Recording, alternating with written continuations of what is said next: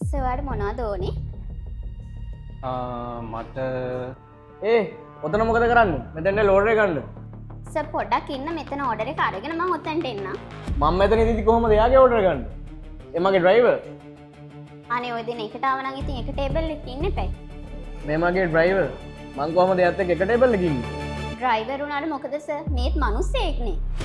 මට තමුසේගේ උපදෙස් ඕන නැහැ. ඇවිල්ලා ඕඩර් එක ගන්නවා. සර් ඔයාගේ ඕඩර් එක දෙන්න.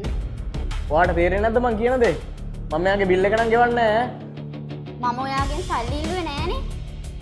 මැඩම් මගේ ගාව සල්ලි නැහැනේ. ඒකට කමක් නෑ. මේ කෑම එක මං ගන්නවට දෙන්න. එහෙනම් මැඩම් මට එළවලු බත් එකක් දෙන්න. ඒ ඇති. කොහොම පින්නට දීලා නම් මේ රෙස්ටුරන්ට් එක වැඩිකල් කරන්න වෙන්නේ නැහැ. කවද වෙනකම් ওই වැඩේ කරන්නද? ඔයාලා වගේ මනුස්සකම නොදන්න අය හැදෙනකම් අපි මේ වැඩේ කරනවා. මොන විකාරයක්ද මේ? හොඳට හිතලා කතා කරනවා. මම නම් හොඳට හිතලා කතා කරන්නේ සර්. එහෙමද?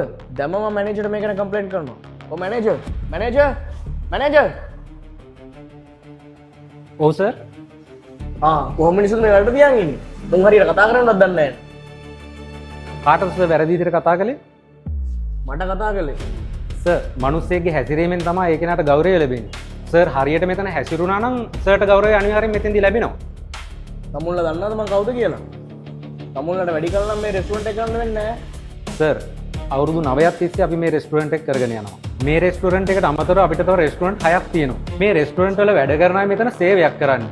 එහෙම නැතුව කාටවත් වහල්කමක් කරන්නේ නැහැ මෙතන කවුරුවත්. මේ විදිහට මිනිස්සුන්ට පහත් කරලා කතා කරන්න ඔයාට කිසිම අයිතියක් නැහැ. ඔයාට ගෞරවයක් ලැබෙන්නේ නැත්නම් මේ වගේ මිනිස්සු ළඟ ඔයා මොකටද වැඩ කරන්නේ? ජොබ් එකක් කරන්න පඩියක් වගේම Tamanට ගෞරවයක් ලැබෙන තැනක. උඹ මොනවද මේ විකාරහන් ඉන්නේ? ඵලයන් ගිහින් වාහනේ ගනි. මෙතනින් මොකුත් කන්න ඕනේ නැහැ අපිට.